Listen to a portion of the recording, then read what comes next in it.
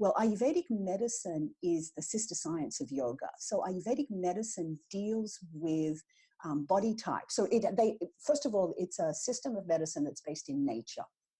So it has this understanding that everything is, let's just say that nature is conscious, that nature is alive. And so all of our medicine and all of our treatment comes from nature. Are you curious about discovering ways of making your life better? Then welcome to my podcast. I'm Bob Nickman, and this is The Exploding Human.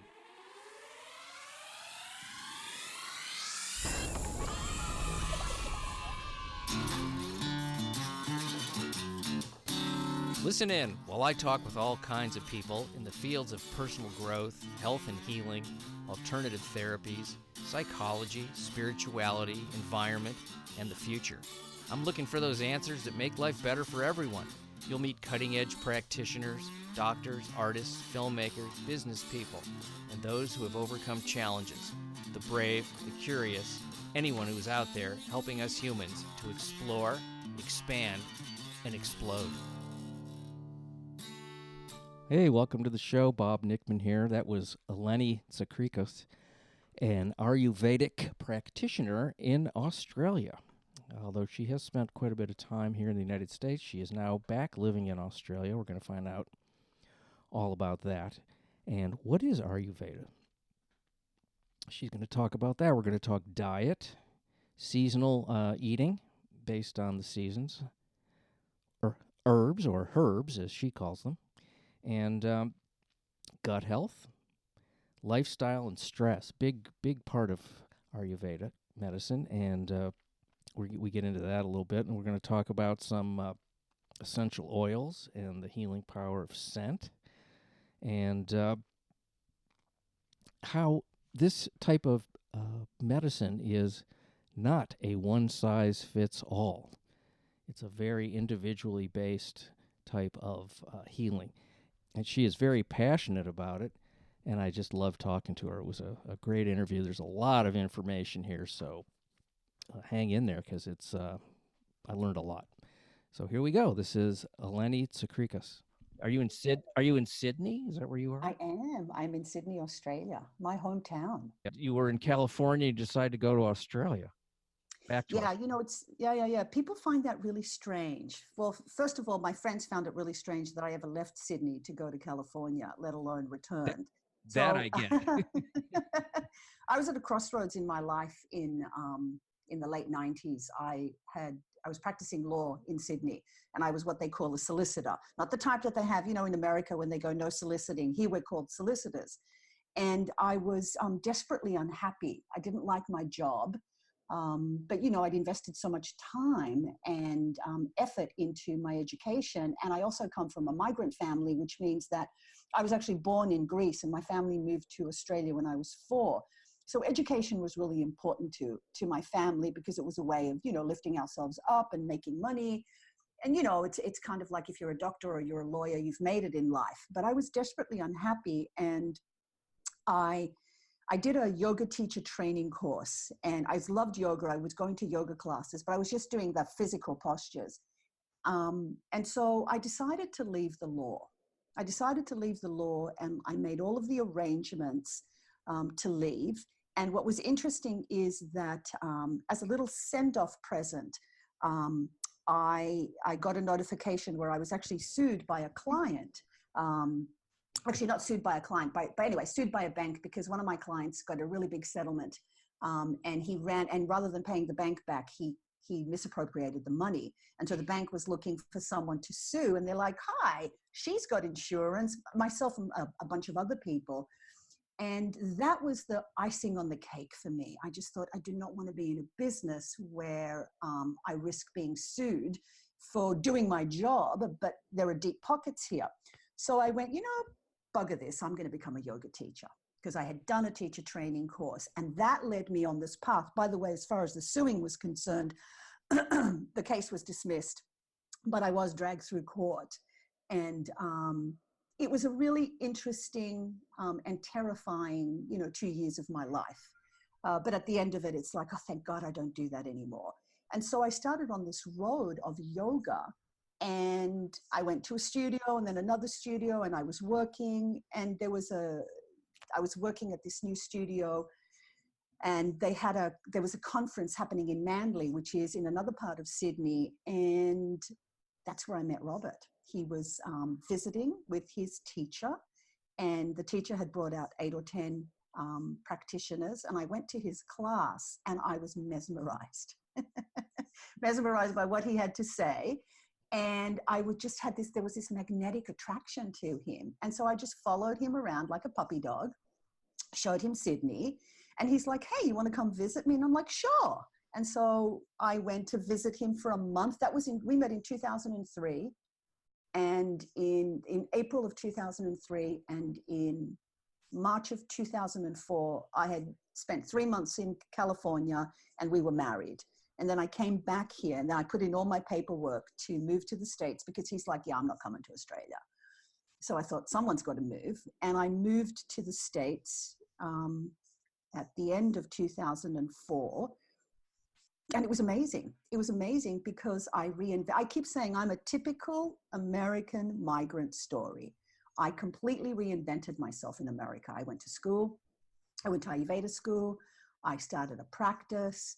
And I worked alongside Robert, who is a yoga therapist. We're very competitive. So I decided I couldn't compete. I couldn't compete in the same field as him because I think we would have not killed each other, but it would bring out a negative aspect of our relationship.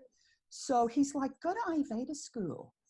And I thought, I've always wanted to do alternative medicine. I actually wanted to be a doctor when I first came out of high school. I thought I want to be a doctor, but the blood part just really bothered me. Yeah, it's kind of you like it or you don't, that part of it. Yeah, I do not like it, but I like the healing aspect. I've been really drawn to the healing aspect. And I think I've been searching my entire life for something, because I'm a talker and I love people, but the law wasn't my thing. Even though I'm fascinated by the legal process and I'm fascinated by learning, I love to learn and I love to help people. So this Ayurveda thing, it's just been amazing for me. And where did you go to school? I went to school at a place called the California College of Ayurveda, which is up in Nevada City, so in Northern California, close to Sacramento and San Francisco. And I was saying to someone that I did so many workshops that I would drive from LA, up to Nevada City, 400 miles, and I wouldn't think anything of it. And when I first moved to LA, I was terrified of the freeway system. And I made Robert drive me. My campus was at Seal Beach, and that was, we lived in Silver Lake, so I think it was a good 50-mile drive. And I was like, I'm not driving the freeway. So I made him drive me the first weekend. And after that, I went, I'm good. See ya. I can do this by myself. Mm-hmm. So I went to CCA, California College of Ayurveda. And when I finished, I had to come home because my dad wasn't well. And I remember I graduated and I said to Robert, I want to teach. It just opened up something in me. But I thought, they won't want me. I don't have enough. You know how you go into all of the doubts. And when I came back, I called my teacher because we went and had lunch and she wanted to give me my certificate. And I said, I really want to teach, but I don't know how I can do this. And she said, I've just been talking about you with the head of the school and they want to offer you a position.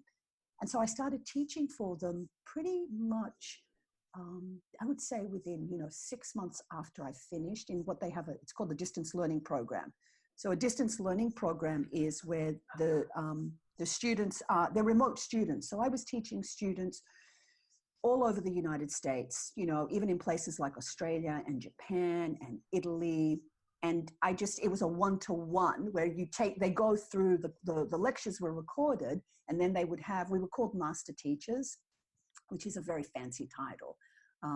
And I would sit and, go through homework and go through the coursework with the students. And you do this over the computer?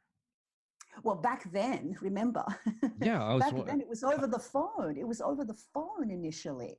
It was all phone calls, and back then the students didn't even have access to recorded lectures. Now the lectures are recorded, but in the beginning, so I'm thinking in 2000, I probably started in 2007 or 2008. None of this, technology existed, so it was all phone work. It's not even that long ago. I know. It's like I 12 years. remember listen, when I was practicing law, I remember the barristers. So we had this hierarchical system carrying, those big bricks, the brick phones. Oh yeah, yeah. Ones that And look like thinking shoe boxes. Yeah. Yeah.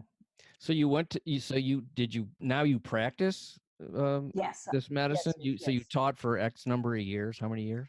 So I've been teaching for over 10 years, and I taught for the school, and then I started to do little courses for, for students. And so Robert and I are both teachers. Robert runs like a teacher training program. So we teach the foundational aspects of, he was doing the yoga foundational aspects, and I was just teaching foundational aspects of Ayurveda. And the reason for that is that, in the West, people associate yoga with a lot of the physical postures. And now the practice is deepening in that they're like, oh, the breath is really important.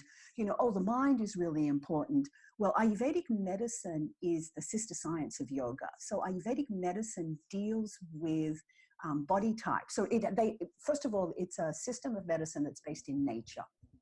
So it has this understanding that everything is, let's just say that nature is conscious, that nature is alive. And so all of our medicine and all of our treatment comes from nature. Now, what that means is that we look at cycles. So for example, in summertime, you're going to, in summertime, people wear, sleeveless and wear lighter clothes. So you eat a lighter diet and you do different practices. You do practices. If it's hot outside, you're going to do cooling practices. You're going to eat cooling foods. If it's cold outside, you're going to wear more clothes. You're going to eat warmer foods, and you're going to do more warming practices. So that's what I mean, that it's based in nature and it follows circadian rhythms. You wake up at a certain time, you go to bed at a certain time, you have your biggest meal at lunchtime. And so that's what we mean. We look to nature to dictate, well, not even dictate, that's not a good word, to inform us as to our practices. And then what Ayurveda does is it has this methodology where it looks at individual constitutions, and it puts people in these kind of three basic groups. So it's really individualized medicine. It says that, 5 people can have depression, but you don't treat the depression in the same way because they have it for different reasons, or it manifests in different ways. And what's really interesting is that Western medicine is starting to have a look at this now and say, hey, we've been making all of these pharmaceuticals as a one-size-fits-all, and they're not working effectively for everyone. And that's because we need to kind of, there's always like a basis, which is the same for everyone, but we need to individualialize it, if that makes sense. It makes So it's complete this, sense to me. yeah. So really at its core, here's what this brilliant thing about Ayurveda. It's over 5,000 years old. And they were doing surgery 5,000 years ago. So modern medicine just kind of scoffs at us and says, but modern medicine's been around for 150 years. And so its ideal is health and wellness. So it's all about, and it looks at like stages of life. It says, when you're a kid, you do this. When you're an adult, you do this. When you're, over 65, you do this. And so it informs us as to types of practices to do, how to eat, how to exercise, what to wear, like putting oils on the body. But it has all of these practices that are meant to keep the body, we use the word balance, to keep the body healthy. So, and we treat disease, but our primary focus is the promotion of health. So you asked me before about, I've been teaching. I have been teaching. That was the thing that kind of happened for me, where I went, oh, holy cow. I love to talk. I'm a teacher. This is the thing that I love, but I also have a clinical practice where I see, and I don't call them patients because there's just this thing of, we're very careful of not practicing medicine without a license. And even though it is Ayurvedic medicine, just our modern society dictates that doctors are the only true, they're the doctors. You know what I mean? They have like this monopoly on what we call medicine. So I call them students. I prefer to call them students because there's an aspect. People come to you for different things. Some people come so you can just heal them. fix my symptom. And what they do is give me the herb that's going to mimic the pharmaceutical. I want to take it. I don't want to change anything. They're my least favorite clients because they're not looking to change. Then people come and they're curious. They've had a medical diagnosis, and that's the majority of my people. They've had a medical diagnosis. They've either had surgery. They're taking some kind of pharmaceutical, and they're like, yeah, but it's not really working. I'm still unhappy. This is not like, yes, my symptoms have abated, but now I'm just managing them. And they're my favorite people because they're curious, and they know that their symptoms extend beyond their physical body. So even the view of the human system is completely different in Ayurveda. We know that there's a physical body, there's a functional body, there's the mind and the senses, which is just all of the information that's coming in. There's what I like to call, borrowing from Joe Dispenza, the personal reality, how you interpret things. And then at the core, there's your emotions and your spirit. And I always say to my students that if you just work on the level of the physical body, you're not getting to the root cause of the symptom, because you're a whole person. You're when you cut yourself, it just doesn't hurt where you cut yourself. Your mind has a reaction to it. Your emotions have a reaction to it. And here's the interesting thing that's happened for me. The more I get into this, so I'm kind of 15 years into it, and I'm very intellectual, and I'm always like, show me the science, because when I first came into it, I'll be honest, I'm like, I love this, but come on, really? Is it really going to work? We've got modern medicine. It's so amazing. But the more I get into Ayurveda and the more I understand it, I know that most diseases, and this is a big start at a subtle level, they start from an emotional level. And so Ayurveda, like a lot of these Eastern modalities, has a whole aspect of the subtle body. The subtle body being the thing that we can't see, that kind of emotional thing, and how emotions are connected to stress. And then, of course, it's going to manifest physically in your body, and how it manifests depends on the individual. And so I'm fascinated by what causes disease. And what I think is really interesting is, I always say to my students, look, a disease is a fixed point in time. And we have been taught that from a Western perspective, and I just use it as my comparative, disease is this exogenous thing. It's something that's coming from the outside, and it's a parasite, or it's a virus, or it's something that's happening to the body. It's seen as an attack from the outside. Yes. And yes. that's how I was raised to think that here comes this bad bacteria, this bad virus, this accident that, that actually is from the outside. Yeah. But, all these things that are not our fault or our creation. And I'm wondering, as you're talking, my first thought was, how much does trauma play a role, emotional, psychological trauma play a role in people's disease? It seems like that would be a huge piece for a lot of people. I think it does. I think it plays a huge role, and it's not, we don't look at it. I think it does. And I think if it's like, again, this system, both yoga and Ayurveda say that our birthright is, our homeostasis is health and wellness.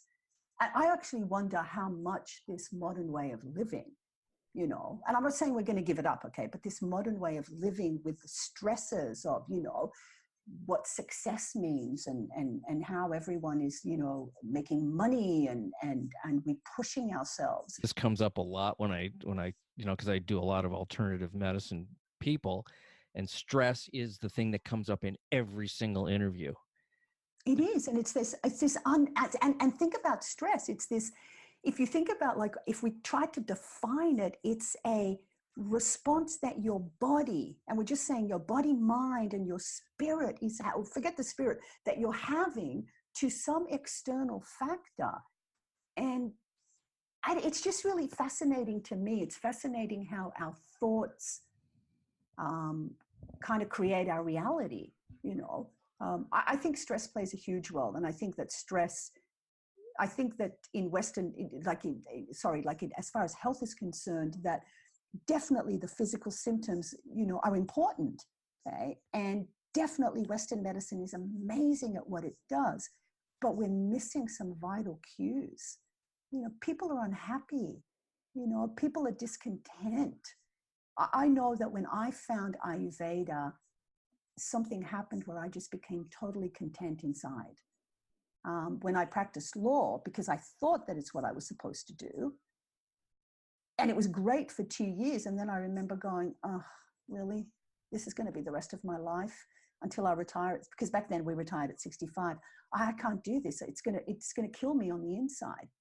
So I think that this is what these medicines do. I think alternative medicine is as interested in your insides, meaning your emotional state and your thinking, as much as it is in your physical body. And here's what's really interesting, if I may. One of the things that I love about natural medicine is that it says, we're not saying that we can heal ourselves totally, okay? That's too far, I think, of an extreme. But what we are saying is that, and a lot of like modern science is saying this too, is that we play a role in our healing. Our thoughts, our emotions play a role. We're central to our healing because it's happening to us. And so what Ayurveda says is, one of the things about, for me, both Ayurveda and yoga are, we're called sciences of self-responsibility. And what that means is that you didn't, there's no blame here. You didn't create, you didn't cause anything. So anything that happens to you, it happens to you. I always say it's kind of like a car. You drive a car, you might get in an accident. You might have a ding. But you're responsible to the thing that happens to you. How, what do you do? What practices do you do to, so do you change your diet? Do you change your exercise? Do you change how you think about it, how you relate to it? That to me is really important. And you see examples of it when people have a health crisis and they say, oh my God, it was the best thing that ever happened to me. You hear this from people. It was the best thing that ever happened to me because, I did A, B, C, and D. The desperation opens up a window into a part of people that they may not have opened. And it's really, that's why they say, it's like, this was the best thing that ever happened to me. Obviously, I didn't want it to happen. No. What it opened up was a whole new way of looking at things that benefited them for the rest of their life. It's amazing when you hear these stories.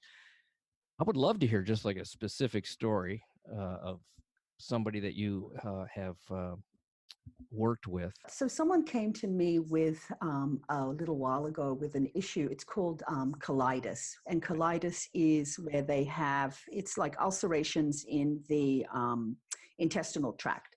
And so this person was having, physical symptoms like gas and bloating, and so it gets graphic here, and loose stools and bleeding. Yeah, it's painful. And it's very painful, and he wasn't sleeping, and he was losing weight, and he was really uncomfortable. So first we start off with, we do a really big intake. What do you eat?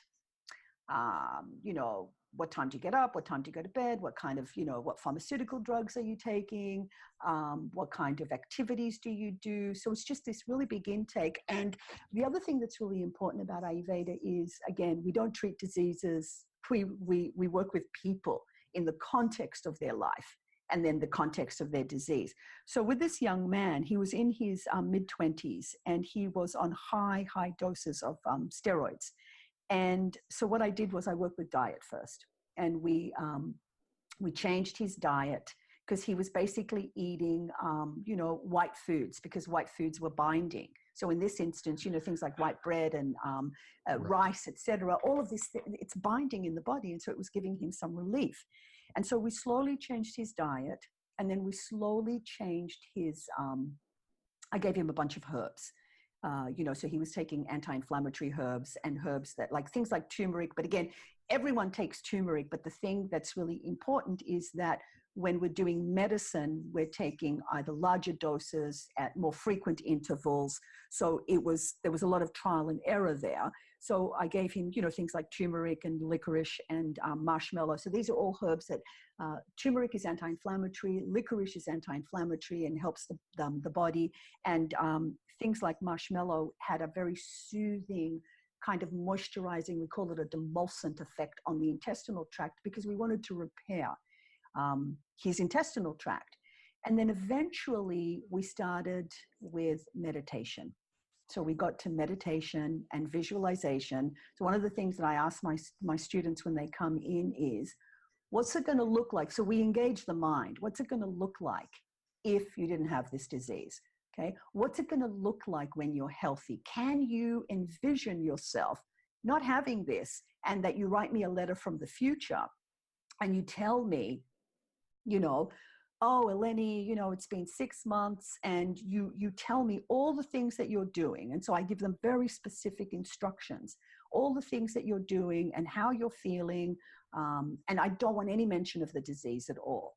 And that's usually my first inkling as to whether someone can envision a future without the ailment that they have. And so I spend a lot of my time eventually coaching someone in formulating, if they can, what's it going to look like when they're healthy. So every time he would come, I would we check, how's the diet going? How many times are you pooping? You know, are we getting something, you know, a stool that's not loose, or you're not waking? So I would track his symptoms, and we did this over a 6-month period. And I'm happy to say that he is, now it's 2 years down the track, he's off his medication. And so no more steroids, but now he's presenting with bone loss. And so now we're working on remineralizing his bones. He's very young, so I've told him not to worry about it. But it took us a 9-month period of working together to heal his gut and get him off his medication. And the reason that I don't go into like total specifics is that everyone's individual. And this is what I'm saying, that someone can present with a disease. And, you know, this is because I trained practitioners, and I'm like, don't take their word for it. Be an Ayurvedic detective. Ask leading questions. This is where my legal background comes into use. Ask them, how does it, because you've got to question someone and actually find out individually how it works for them. And actually, I have another study for you, and this is myself, because I work with an Ayurvedic practitioner. Last year I think it was in April of last year, I had a heart fluttering. So my heart was racing, and it scared the crap out of me. And I went to the doctor, and he said, your blood pressure's up. And so I went, and he said to me, nothing to worry about, but I think you should go on pills. So I went on I took them, and I didn't want to take them, but I eventually took the blood pressure pills, and my husband pulled me aside, and he's like, what are you doing? Like, why are you taking this medicine? You know, you're an Ayurvedic practitioner. So I went to I have a wonderful teacher. His name is KP Colson. I went to KP, and he, you know, I told him all of my symptoms, and he looked at me, and he put me on a, you know, diet lifestyle, and put me on a bunch of herbs. And I am happy to say that I've been taking this, I did everything that he told me, and he kept on monitoring me, and I'm taking this really amazing herb now, which is called Ajna. And this is what I love about Ayurveda. And remember, I'm doing a bunch of other stuff. Watch my diet, I meditate, I do an asana practice. I'm really conscious of the role that I play in my health and wellness. And so my blood pressure is, you know, 110 over 80, which is really great. But there's this herb that I've been taking on a regular basis. And so what's really amazing about Ayurvedic medicine is that Ajna is a herb that strengthens the heart muscles. So this is what we have. We have all of these wonderful natural remedies. So I take it on, so it strengthens the heart muscle. It strengthens the contractions of the heart. It has like a thinning effect on the blood, and it helps to normalize blood pressure. That's just an example of one thing. In Western herbalism, they have similar herbs, which, you know, one of the things that they have is hawthorn berries. I love the folklore around herbs. For hawthorn berries, they say it makes an old heart new. So do you see what I'm getting at? So what I love about what we do is that there are, again, we're all going to die, you know, I'm not going to live forever. But what Ayurveda does is it has all of these natural remedies that says, hey, look, change your diet. eat more heart healthy foods. We know what those are. Have lots of foods that have flavonoids in them. Mm-hmm. Reduce your stress. I got into meditating in a huge way, and because of the wonderful effect that it had on my nervous system. And then I found that it has been really beneficial for the heart palpitations, which I haven't had since then. So do you see what I'm getting at? I do a practice. So everything I do is in service of, I need to take care of this. I need to pay attention to this. Yeah, and it's also you're when you monitor yourself or someone else, you're really kind of a test tube, and you have to really focus on your own body to see what works. Like for me, there's certain types of, I'll just give you an example. There's certain Yeah, types yeah, of yeah. apples, when I eat them, I get hot and flushed in my face. I don't know which those are because I haven't eaten them. Yeah, yeah, I don't yeah. remember. But now there's certain apples I eat, and I feel like really good when I eat them. And I don't know why. This is really interesting because what it's saying is, and that's you're practicing Ayurveda and you don't even know it. What Ayurveda is saying is that, look, each individual has, let's just say, for want of a better word, a reaction to Yeah. let me go back. At the core of Ayurveda, it says that we have to digest everything that's coming in. Okay. So Ayurvedic medicine is particularly interested with the digestive system. And Ayurveda says the digestive system is the master system of the body. And so what it's saying is that, two people can sit down and eat an apple, and one person is going to get flushed and the other person is going to feel great. Mm-hmm. Your body, I always say to my students, your body, when you have a symptom, that's your body signaling dis-ease, not disease, but a symptom is your body's like, it's talking to you. It's going, hey, I don't like this.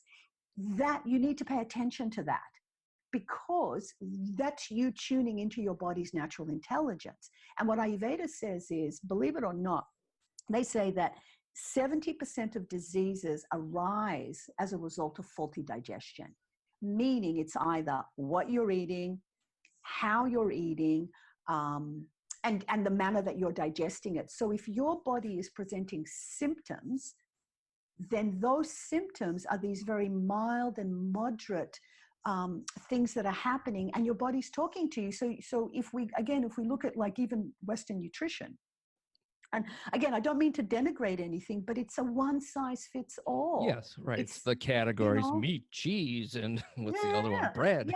Yeah. Or, everyone, or even a dietary ideology. Veganism was huge when I was leaving the States. And before that, there was raw food, and before that, none of us were drinking coffee. And now we're all eating, mushrooms. But again, it's this one size fits all, where the dietary ideology is up here, and then the individual has to conform to it. Ayurveda says, no, the individual has to digest everything that's coming in. So diets can't be right for everyone, because if they were, there wouldn't be so many different diet books. How far does it go back historically? Like, I'm from a descent of Russia, Poland, Eastern Europe descent. And I'm sure there was a certain type of diet, and for the people that come from that part of the world, as opposed to maybe people who come from Asian countries or Native American cultures. Is there tendencies in food for geographical and That's a brilliant question. So I'm going to answer it in a couple of ways. For people who understand Ayurveda, they'll see, so there are these three body types. They're called Vata, Pitta, and Kapha. And so people go, oh, Vata diet, I've got to eat a Vata diet or a Pitta diet or a Kapha diet. And that's a reductionist way. This is my simple way of saying it. You have to eat seasonally based on your geographical location. So you kind of look to the diet of in the place that you're in. So if you're in Greece, you eat the food that grows there. If you're in Italy, you eat the food that grows there. If you're in Australia, you eat the food that grows there. If you're in America, in California, you eat the food that grows there. So what you're doing is, if you're going to the farmers markets, for example, now they're only selling what's in season. So just by adopting seasonal eating the majority of your food that's grown in a particular season, you're now practicing Ayurveda. That's it. And so then Ayurveda also has this concept of like, just like you said, where does the food come from? How's it grown? What's the level of processing? So there's an emphasis on fresh food and Mm-hmm. cooking food, again, I'm like, it would be great if we could all cook on a daily basis, as opposed to canned food, frozen food, packaged food. So there's a spectrum, and the spectrum is that, Michael Pollan. I love Michael Pollan. He's written all these amazing books. And I remember when I first came across one of his books, he said, look, when you walk into the supermarket, and it kind of depends, because I've noticed like at Trader Joe's, when you walk in, on the outer perimeters is the fresh fruit and vegetable. He's like, shop at the outer perimeters. The further you get into the center, the food is more packaged. Yes, and that's true. Have you ever noticed how cold it is in some of these supermarkets? Mm-hmm. Why? Because they have to preserve the food. You need a sweater when you walk into and I love places like Gelson's, but again, on the outer perimeters is where the food is fresh. The further in you get, the food is processed. And so from an Ayurvedic perspective, it's devitalized. It doesn't have anything to offer your body. But if the food is fresh and seasonal, now you're tuning into what nature is providing. And here's the thing, and I can give you lots of like analogies. There's a thing called the doctrine of signatures. And the doctrine of signatures says, it's not Ayurvedic. It says, look, if a food looks like a part of the body, it's going to work on that body. So things like berries look like blood cells. And we know that they contain flavonoids, and flavonoids are good for the blood and they're good for the heart. That's an example. Walnuts look like the brain. So we know that they have omega-3s and 6s in them, and they're brain healthy food. Nature's the same thing. In springtime, when everything turns green, all of those greens that are growing are meant to have a cleansing effect on the body. When you start to see all the little yellow dandelions, that's telling you it's liver cleansing time. So now you want to be so what I'm saying is that, remember I said before that it's a system of medicine that's based in nature. Nature is signaling to us what we should be doing, how we should be eating. So for example, you guys are moving into summertime, you've got to cool things down. So your diet changes, keep away from the spicy foods, the hot foods, the fried foods, and you find that you drink more water, and you might be drawn to more salads and raw foods and juices, and things like watermelon. And so again, what nature is providing is all of the fruits are juicy and they're higher in sugar, because that's what your body needs to cool itself down. Mm. But then this is the thing with dietary ideologies. If you're juicing and eating raw food, you're like, hey, it's a one size fit all. I'm going to eat raw food in summer. I'm going to eat raw food in winter. Well, what Ayurveda says is that food can either be medicine, a toxin, or a poison. The same food that is medicine in one season can actually be toxic to the body. Again, it's not going to do any, but so the food that cools you down in summer is now going to make you cold in winter. Mm-hmm. But that same food, if you cooked it and you ate it warm in winter, it's going to warm you up. And that's the kind of thing that's at the core of Ayurveda, is this seasonality, eating as much as you can from the geographic location that you're coming from, because now you're in tune with what's going on outside. And Ayurveda says that, look, we're part of nature. And so what's going on outside is going to be reflected in our bodies, but there's a spectrum depending on the individual. So I always start my classes by saying to people, what's your favorite season? And people will be like, I love summer. Okay, I know the people who love summer. And then I'll be like, who hates summer? And people are like, what do you hate about it? Oh, I like it up to about 85 degrees, but over 85 degrees, I just want to pull all the blinds down, put the air conditioning on. Oh, what is it about that? I just feel hot and miserable. Do you see what I'm getting at? So, yes. So that person I know runs hot. And the other person who loves, I'm just simplifying it. How about winter? And they're like, I hate it. I feel cold. I feel miserable. I know that they run cold. So just by a set, do you see what I'm getting at? So Yeah. that's just two, hot and cold is a really great way of understanding Ayurveda. That tells us that what's going on in that individual. So I know that with the person who loves summer, I need to, they're going to have more symptoms in winter than they are in summertime. Because in summer, they're like, relief. I love it. They're like a lizard. The simplest version to me of all this that we're talking about here is self-awareness and paying attention to your own body and taking responsibility for your own health, and really noticing when you eat something or do something, how do I feel right afterwards or a little bit afterwards? Is this something that's making me feel better, neutral, or worse? And and it might, like you say, it's not one size fits all. I use this stuff that I was turned on to years ago when I don't feel well. It's oil of oregano, which I'm sure you've heard of. It's strong, one drop, and it feels like you've done a shot of whiskey or something. And it works really well for me. When I feel like I'm just starting to get sick, I do a drop of it, and it goes beyond that. I almost never get sicker. The rest of my family, they hate it. They won't take it. They say it doesn't work, and it doesn't for them. So that's interesting. So this is the interesting thing about why something like Ayurveda and Western herbalism is different. What's difficult about it is people will come up to me and go, will you promote this particular product? And because and it's a one size fits all. And most Ayurvedic practitioners go, no, I won't promote it because it's the wrong application of Ayurveda. And you just made the point. Oil of oregano is really amazing. Or let's just talk about, any herb. My big thing when I'm working with clients and I want to put them on herbs is I'll bring out a bunch of things and go, try this, because I can give you the best advice about a particular herb. But if you don't like the taste of it, or if you have an adverse reaction to it, it doesn't matter. It could be the best herb in the world. You're not going to take it.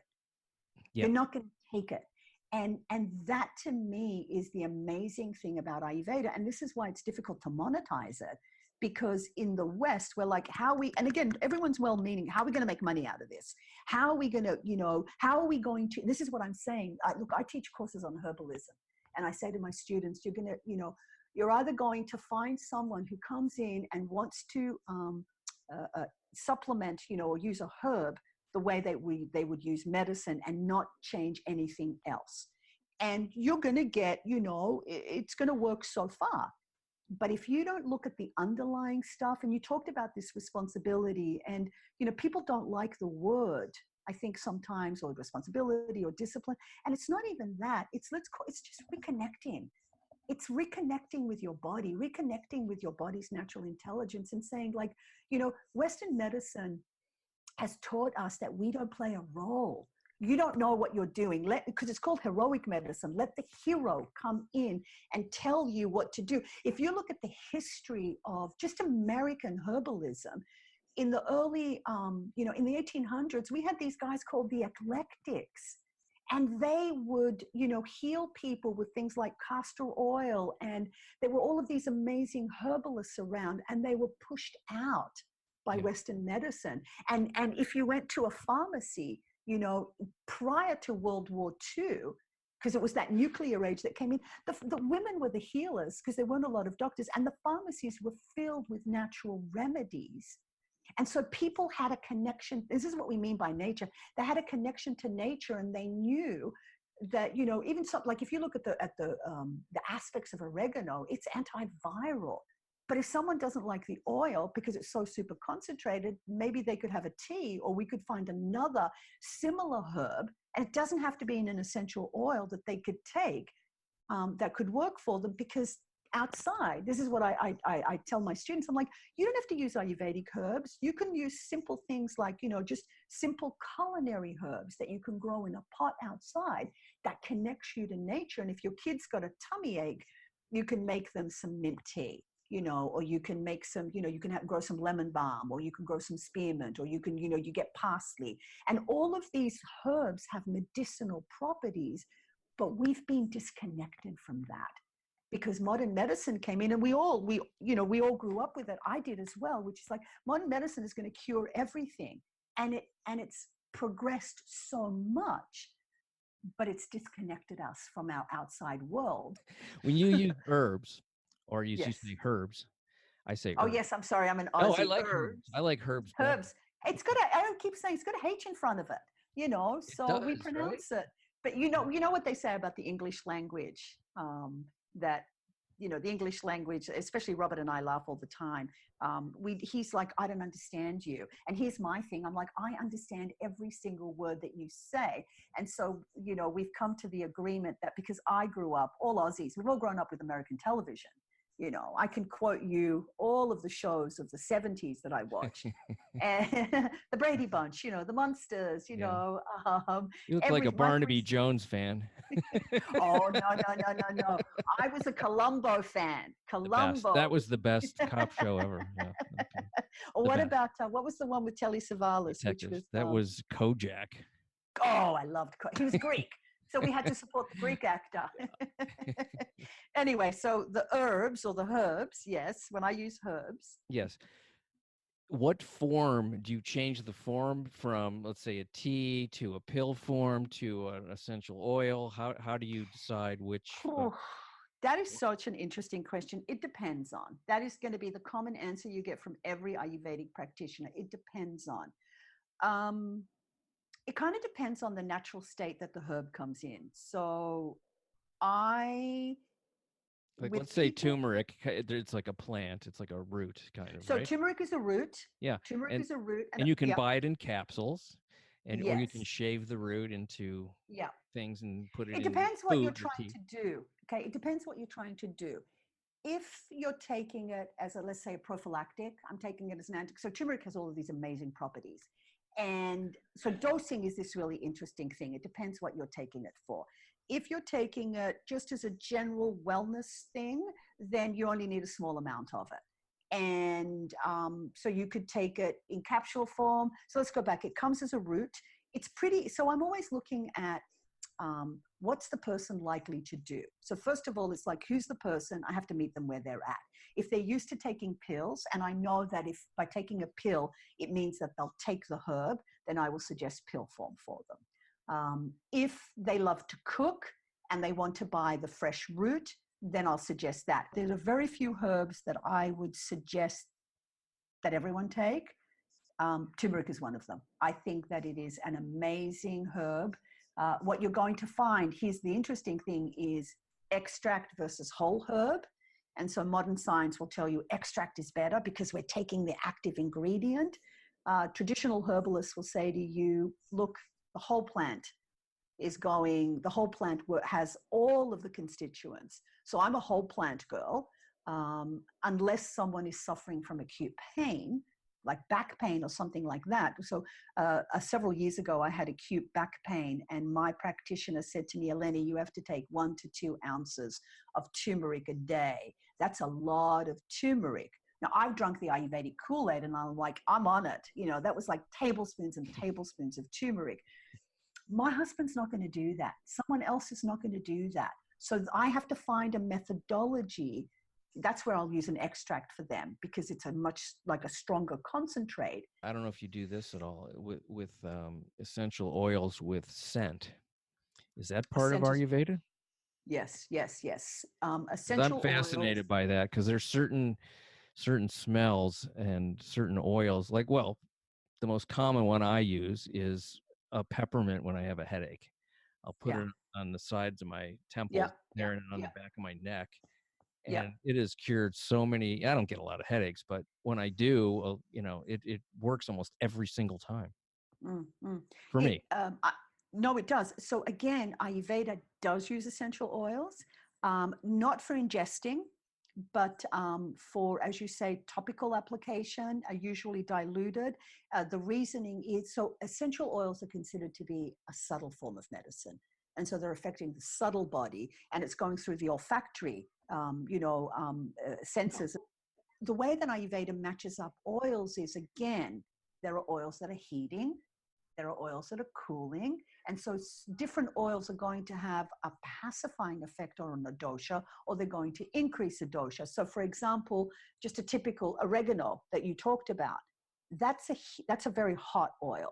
Okay? Oh yeah. And it's yeah. Well, we it's on know that. fire. It's really Yeah. So you wouldn't give it to a hot person, or you wouldn't. You see what I'm getting? Because it's going to Mhm. increase the heat in the body. So someone who runs hot, you would give them something like you said, like like a rose, or sandalwood, or lavender, or I wouldn't even go peppermint, because menthol is kind of, it's uplifting.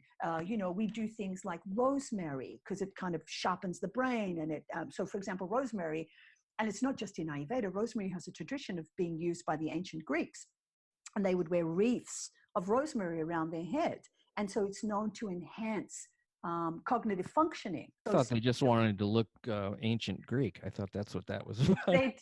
So something like rosemary, for example, if someone is, so if I have students who are studying for exams, I tell them to have sniff some rosemary, because, as I said, it has, it enhances cognitive function, and it's also used for memory, and it's also used for depression. So oils are either going to, so in Ayurveda, we say that like increases like and opposites decrease. So you're going to, first of all, you always have to work out who the person is, what is their constitution, and then the modality, whether it's the food, the herbs, the oils. We use jam therapy, we use color therapy, we use sound. All of those modalities are either going to decrease, which is what we want to do, balance out the dosha. So if a hot person uses a hot oil, you're going to increase it. If a cold person uses a cold oil, an oil that has that has like cold qualities, it's going to increase that coldness in them. So we do love essential oils, but it's always finding out the ones that are going to balance out the person. What would you say? Jan? What is that? Gem therapy, as in Gem, like crystals. gemstones. Yes. Yeah. Sorry. Okay. Yeah. No, I didn't understand. I thought it Yeah. was, there's a whole new thing I don't know about. No, gem therapy. So, pearls, rubies, sapphires, wearing things against the skin. We're paying more and more attention to the way that an individual reacts to having something up against their skin, to having a gemstone up against their skin. So, for example, and I'm just doing this generally, we know that anything that's red is going to increase heat in the body. So a ruby would be really great for someone who feels cold. I'm just really simplifying it here. Yes, I understand that. But so gems have certain properties, and classically they would put them in, in a cup of water, and then the water would extract the, I don't know a lot about this, by the way, would extract the components or the elements of this natural substance. So yes, we use everything. And if you want, there's a couple of really great guys who are really big into aromatherapy, that I can refer you to. The company's called Floracopia. Yeah, and they do their oils. This man is just completely dedicated to essential oils and wild harvesting, and the quality of his product is superb. And he's so knowledgeable, and that's his primary, modality of healing. And so this is the other thing too, that if someone is, for me, sensitive and has an affinity to essential oils, then that's going to have a really healing effect on them, like yourself. But it's not going to work for everyone. And this is where we have to, and so what happens is, but here's the thing, it's like we've been trained to think that something has to work on everyone. Because, look, we have statisticians and actuaries, people who reduce things to the commonality, so that we're like, oh, it's going to work for everyone. But, and so if someone uses an essential oil and they'll go, oh yeah, it's crap, it didn't work for me. And I'm like, well, may not be the right modality for you, but please don't dismiss it as not working. It's just not the right modality for you. You don't resonate with it. Yes, I've done certain things. Well, for example, I've done acupuncture for certain issues, and sometimes it works great, and sometimes I'm like, that didn't do anything. Yeah, that's what I mean. And I don't know why that particular time and that particular situation did or didn't work, but I know when it works and when it doesn't. So it's it really is this sort of fluid thing to me, this idea of being aware of yourself and knowing that things can change from day to day, week to week, and what works for one person doesn't work for another. So it's really about, when it comes down to it, when you're self-healing, and that's what all this is really. It's like you're an aid to self-healing, is how I see what you do. Uh, that it comes down to a certain level of mindfulness and a self-awareness of really paying attention. And finding that you have the right to assemble your healing team, and that every system is good for something. We don't want to dismiss things, but there are some systems that are going to be profoundly effective for certain things. So, for example, if you have aches and pains, so with back pain, surgery may not be the best idea. But physical manipulation in the form of like some kind of body work and massage, and asana practice specific to what's going on for you, hot baths, acupuncture, meditation, that will be specific. The other thing I think that is really fundamental that we've kind of lost sight of is it takes time. Well, that's another part of the issue with Western medicine. I don't want to wait. People say, I want to flip a switch, feel better. That's because what I want to do. We've been trained. We're like, symptom, you have a symptom. And remember that again, if you're advertising directly to the public, then you're framing, the paradigm. And so people go, oh, well, this is how it works. And so we have that instant gratification thing, whereas, it took time for it to happen in your body. It's going to take time for it to heal, and it will heal, but you have to engage in the process. And I think so. A lot of what I do is re-educating people. Re-educating people. That, to me, this is why I say I love education, because it's re-educating people as to the role they play, how effective they can be, and as you say, the kind of the co-creation of our health. That this body is not external to you. Your thoughts and so what you think on a subtle level, your emotional state, and then on a physical level, what you eat, how you move, all of that plays a role. And we're seeing more and more the role that we actually do play in our health and wellness. There's an opportunity, I think, within everything that happens for us to learn and to grow. There's an opportunity to learn. There's an opportunity to grow. It doesn't feel like it when you're miserable, but there's an opportunity to learn and grow. And I know in my life, the worst things have also been the best things that have ever happened to me, because that's how I choose to look at them. Wow. But then I haven't died. So that's how I wanted to segue into the end. I wanted to go, wow. Can people get a hold of you? Because we've talked a really long time, which doesn't seem like it to me. That's how I know this is great. Fantastic. Do you work remotely? Of course I do. Absolutely. So tell the people that listen to the podcast, how do we get a hold of you? Oh, fantastic. So I have a website, and it's called Belly Mind Institute, because there's a connection between the belly and the mind. So bellymindinstitute.com. And my email is Eleni, Eleni, Ayurveda, Ayurveda @me.com.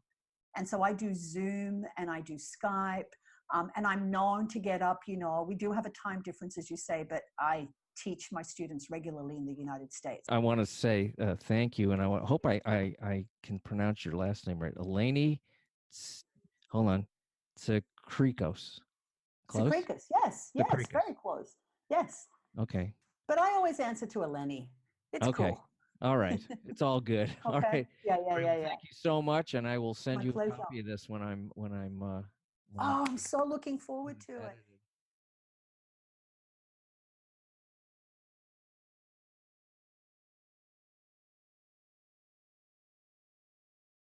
Thank you, Eleni, and thank you guys for listening into the podcast. I hope you got a lot out of that. I sure did. And much appreciation to all the people that have been listening. Means a lot to me. Thank you so much, and we'll see you again.